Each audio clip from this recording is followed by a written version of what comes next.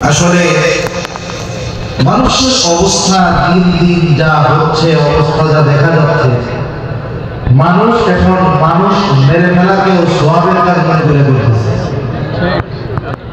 এই তথাকথিত তাহাজ্জুদের এক আলেম উনি লিখছে একটা বই, লিখছে না, যারা সাত টাইপে আমির মানবে না এদেরকে হত্যা করা উচিত।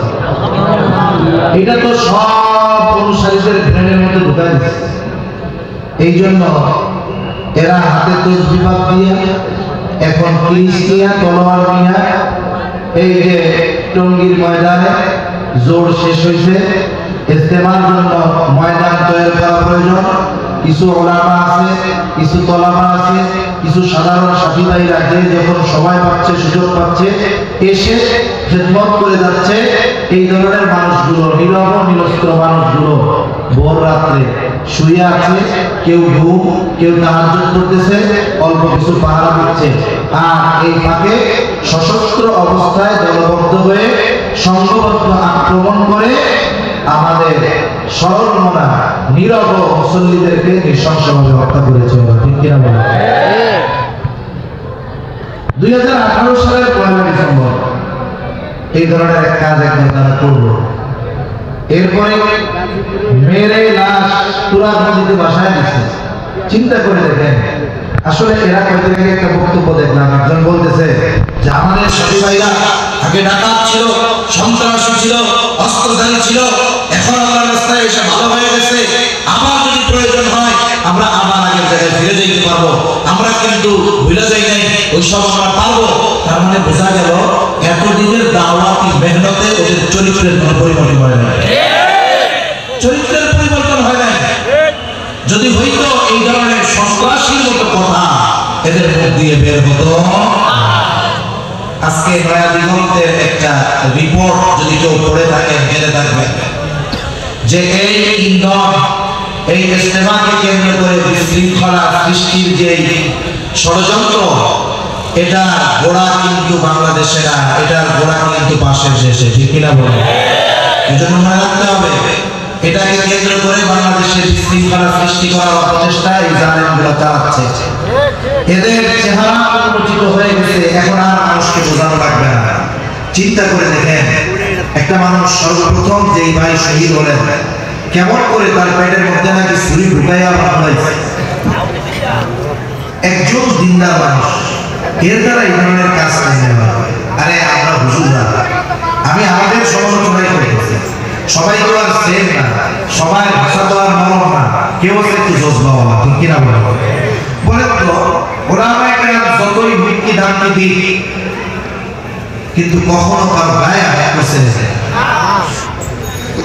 কিন্তু এরা দেখেন ঠান্ডা মাথায় থেকে এরা প্রশাসনকে উপেক্ষা করে, উপদেষ্টা মন্ডলীকে উপেক্ষা করে, বৈষম্য বিরোধী ছাত্র আন্দোলন যারা করেছে এদের পরামর্শকে উপেক্ষা করে, রাষ্ট্রকে বৃদ্ধাঙ্গুল দেখিয়ে ওই রাত্রে টঙ্গী ইজতেমার ময়দানে নীরব নিরস্ত্র মুসল্লিদের উপরে হামলা করার মাধ্যমে এরা নিজেদের পরিপূর্ণ পরিচয় প্রকাশ করে দিয়েছে যে এদের হাতে দাওয়াত ও তাবলীগ কখনো নিরাপদ হতে পারে না। যারা মানুষকে হত্যা করতে পিছু হটে না, এদের অবস্থাটা কি চিন্তা করছেন? এদের অবস্থা কি চিন্তা করেছেন? 5 নভেম্বর যখন ঐতিহাসিক সরোয়ার্দী ময়দানে ওলামায়ে কেরামের আহ্বানে সাধারণ মানুষ, ছাত্র জনতা, তাবলীগের সাথী ভাইয়েরা সবাই যখন একত্রিত হয়েছে, ওইখান থেকে আলটিমেটাম দেওয়া হয়েছে যে এইবারের ইজতেমার 2 পর্ব শোরাই নিজামে ওলামায়ে কেরামের তত্ত্বাবধানেই হবে। এই ঘোষণা দেওয়া হয়েছিল, যে হয়েছিল না। এরপরে দেখেন, রাষ্ট্রের পক্ষ থেকে উপদেষ্টা মন্ডলী, ধর্ম উপদেষ্টা সহ, স্বরাষ্ট্র উপদেষ্টা সহ ওলামায়ে কেরামের কাছে তারা গিয়েছেন। তারা বলেছেন যে দেখেন, আপনারা পারবেন, হকের উপরে আছেন, ঠিক আছে, কিন্তু রাষ্ট্রের এই সার্বিক পরিস্থিতির বিবেচনা করে আপনাদের কাছে অনুরোধ থাকবে যে আপনারা বিগত সময়গুলোতে যেভাবে চলে আসতেছে এভাবেই এবার চালায় নেন। তার মানে প্রথম পর্ব মাঠ আপনারা প্রস্তুত করবেন, আপনারা প্রথম পর্ব করবেন, এরপরে তারা দ্বিতীয় পর্ব করবে। দেখেন, ওলামায়ে কেরাম প্রশাসনের প্রতি সম্মান দেখিয়ে, রাষ্ট্রের প্রতি সম্মান দেখিয়ে, উপদেষ্টা মণ্ডলীর প্রতি সম্মান দেখিয়ে ওই রকম এক মজমায় আলটিমেটাম দেওয়ার পরেও শুধুমাত্র বৃহৎ স্বার্থের কথা চিন্তা করে রাষ্ট্রকে সম্মান দেখিয়ে, আইনকে সম্মান দেখিয়ে তারা ওই আলটিমেটাম দিতে ফিরে এসে মেনে নিয়েছে যে ঠিক আছে, এক পর্ব আমরা করব, পরের পর্ব তারা করবে, তবে আগের মতোই ওই স্বঘোষিত আমির বাংলাদেশে আসতে পারবে না। তারা বলছে ঠিক আছে, ওলামায়ে কেরাম মেনে নিয়েছে। মনে রাখবেন, এই বিষয়টাকে কেন্দ্র করে আমাদের ওই দলের কিছু লোক ভাইয়েরা ওনারা প্রচার শুরু করছে যে দেখো হুজুররা ওলামায়ে কেরাম বা শরঈ নিজামের সাথী যারা এরা ভয় পেয়ে গেছে। কথা বুঝলেন? এই জন্যই তো দুই পর্বে করার কথা এক পর্বে ফিরে গেছে। মনে রাখবেন, উদারতাকে কখনো দুর্বলতা ভাবতে হয় না। আপনারা উদারতাকে দুর্বলতা ভেবেছেন, আপনারা উদারতাকে দুর্বলতা ভেবে আপনারা সবার মতামতকে উপেক্ষা করে যাদেরকে ব্যবহার করে আপনারা সাত কান্দনবীকে আনার অপচেষ্টা করেছিলেন তাদের সাথেও বেঈমানি করেছেন, প্রশাসনের সাথে বেঈমানি করেছেন, রাষ্ট্রের সাথে বেঈমানি করেছেন এবং আপনাদের মুখোশ এই বাংলাদেশের 18 কোটি মানুষের সামনে উন্মোচিত হয়ে গেছে। কথা একটাই, এদেশে যদি এখন থেকে তাবলীগের কাজ চলে শরঈ নিজামে ওলামায়ে কেরামের তত্ত্বাবধানেই চলবে। সেজন্য আপনারাই আমাদেরকে বাঁকা হওয়ার জন্য উৎসাহ প্রদান করেছেন, কিন্তু আমরা আপনাদের মাথায় হাত দিব না, মাথায় লাঠি দিব না, কারণ আপনাদের আচরণ প্রশাসন দেখে ফেলেছে, রাষ্ট্রের মানুষ দেখেছে, আমাদের কিছু বলা লাগবে না। এখন আপনাদের সাইজ করার জন্য ওরাই যথেষ্ট, ঠিক কিনা? সাথে সাথে ওই 18 সালের 1 ডিসেম্বর এইরকম ন্যাক্কারজনক ঘটনা ঘটানোর পরেও ওলামায়ে কেরাম তাদের সাথে আলোচনা করে স্বাভাবিক কোনো মামলা টামলা না করে একটা ফয়সালা সমঝোতার মধ্যে গিয়েছিল, ক্ষমা করে দিয়েছিল। কিন্তু সহজ বিষয় হলো আপনারা আপনাদের চরিত্র পরিবর্তন করতে পারলেন না। এইবার আর আমাদের কিছু করার নাই।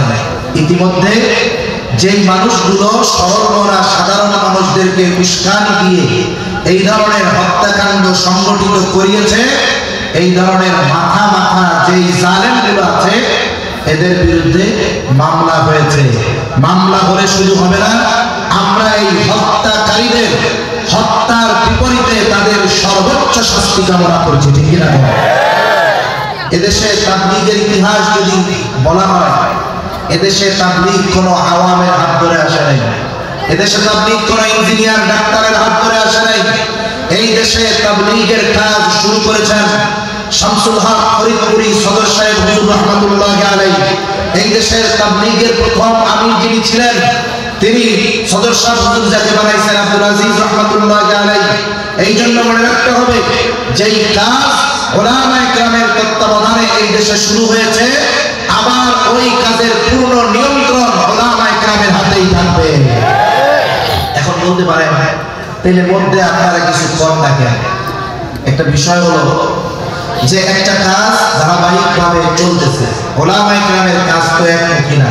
কিছু মানুষ বোঝে না, কিছু মানুষ মনে করে তাবলীগই দ্বীন, মানে যে তাবলীগের সাথীও মনে করে এটাই দ্বীন, দ্বীনের আর কিছু লাগবে না, 6 সূরা শিখলাম আমার আর কিছু লাগবে না। আরে মিয়া, আপনাদের মনে করেন আজকের যিনি শাইখুল হাদিস আল্লামা আলী আহমদ সাহেব দামাত বরকাতুহুল আলিয়া হুজুর যদি প্রতি বছরে 3 চিল্লা লাগায়, শাল লাগায়, বলেন তো এই যে হাদিসের দর্শ দিবে কে? বেটা তোরা এসে দর্শ দিতে পারলে তাইলে আমরা হুজুরের চিল্লায় পাঠাই দিই, ঠিক কিনা বলো?